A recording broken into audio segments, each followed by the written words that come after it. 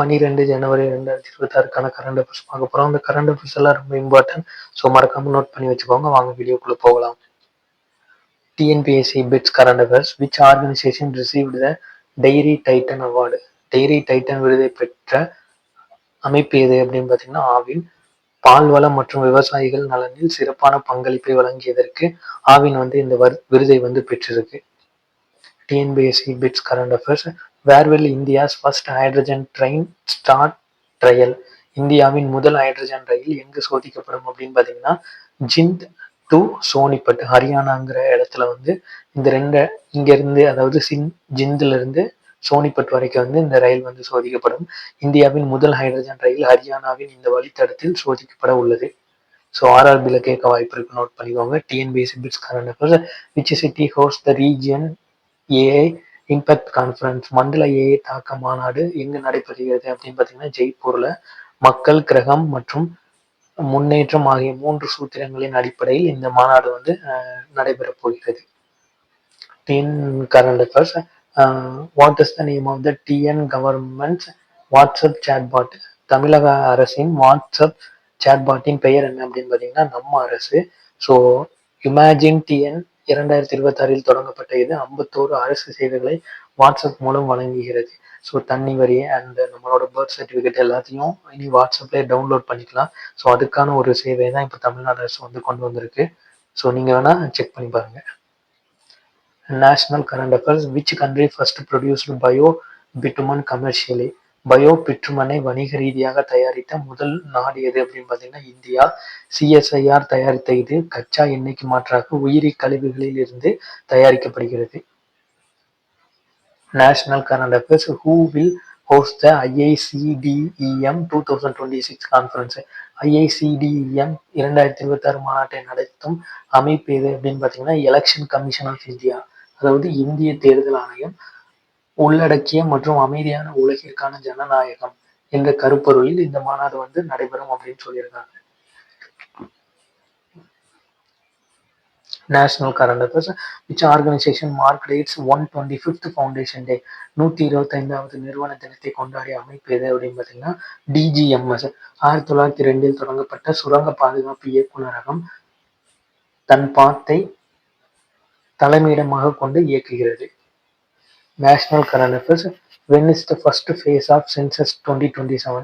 2027 மக்கள் தொகை கணக்கெடுப்பின் முதற் கட்டம் எப்போது அப்படின்னு பார்த்தீங்கன்னா 1 ஏப்ரல் to 30 செப்டம்பர் 2026.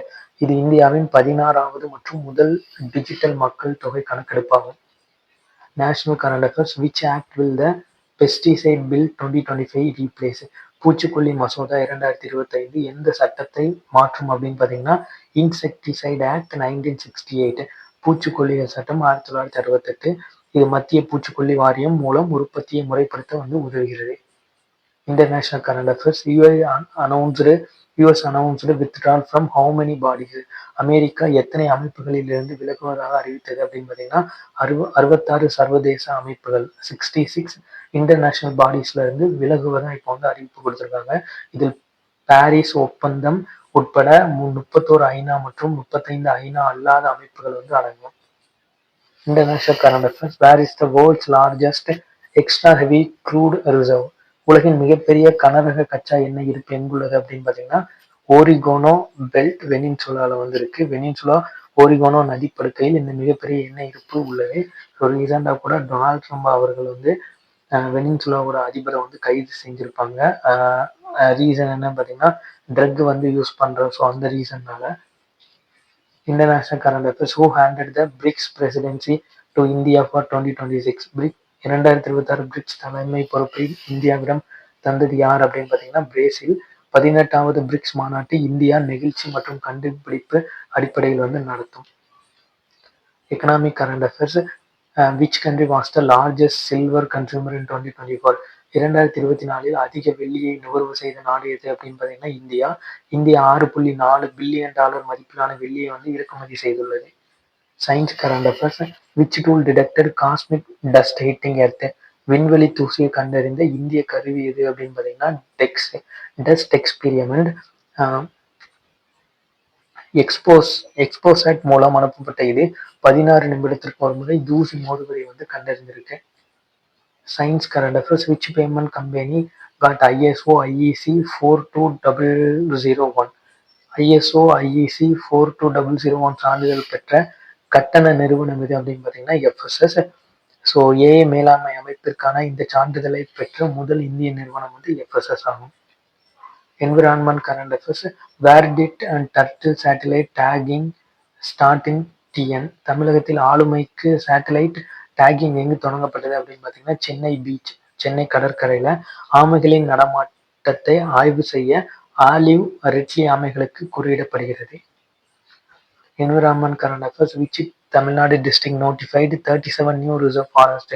37 புதிய காப்பு காடுகளை அறிவித்த தமிழக மாநிலம் எது அப்படின்னு பார்த்தீங்கன்னா திண்டுக்கல். 2021 25 100 வனப்பகுதிகள் காப்பு காடுகளாக வந்து அறிவிக்கப்பட்டிருக்கு. Environment current affairs. New katydid species are found in which region? Katydid வெட்டுக்கிளி இனங்கள் எங்கு கண்டறியப்பட்டன அப்படின்னு பார்த்தீங்கன்னா ஜம்மு காஷ்மீரில். காஷ்மீர் பள்ளத்தாக்கில் கொனோசிஃபெலஸ் இனத்தைச் சேர்ந்த 3 புதிய வகைகள் வந்து கண்டுபிடிக்கப்பட்டிருக்கு. Schemes current affairs. Where was the national textile conference held? தேசிய ஜவுளி அமைச்சர்கள் மாநாடு எங்கு நடைபெற்றது அப்படின்னு பார்த்தீங்கன்னா குவாஹத்தி, அஸ்ஸாம்ல. இந்தியாவை 2030க்குள் ஜவுளி மயமாக ஆக்க இந்த மாநாடு வந்து நடைபெற்றிருக்கு.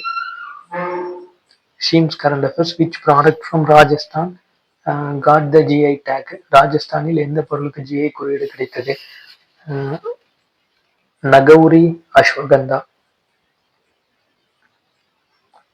சோஜத் மெஹந்திக்கு அடுத்து GI குறியீடு பெறும் ராஜஸ்தானில் 2வது விவசாய பொருள் இது. States current affairs. Which river does the Sagar island bridge cross? Sagar தீவு மேம்பாலம் எந்த ஆற்றின் குறுக்கே அமைந்துள்ளது அப்படின்னு பார்த்தீங்கன்னா முரிகங்கா ஆறு அப்படிங்கிற குறுக்கே வந்து அமைந்திருக்கு. மேற்கு வங்கத்தில் சாகர் தீவை இணைக்க 1670 கோடியில் இந்த பாலம் வந்து கட்டப்படுகிறது. ஸோ இன்னைக்கான கரண்ட் அஃபேர்ஸ் எல்லாம் இவ்வளோதான். ஸோ இந்த கரண்ட் அஃபேர்ஸ் எல்லாம் ரொம்ப இம்பார்ட்டன்ட், மறக்காம நோட் பண்ணி வச்சுக்கோங்க. இதே மாதிரி டெய்லி கரண்ட் அஃபேர்ஸுக்கு மறக்காம KD எக்ஸாம் நோட்ஸை சப்ஸ்கிரைப் பண்ணி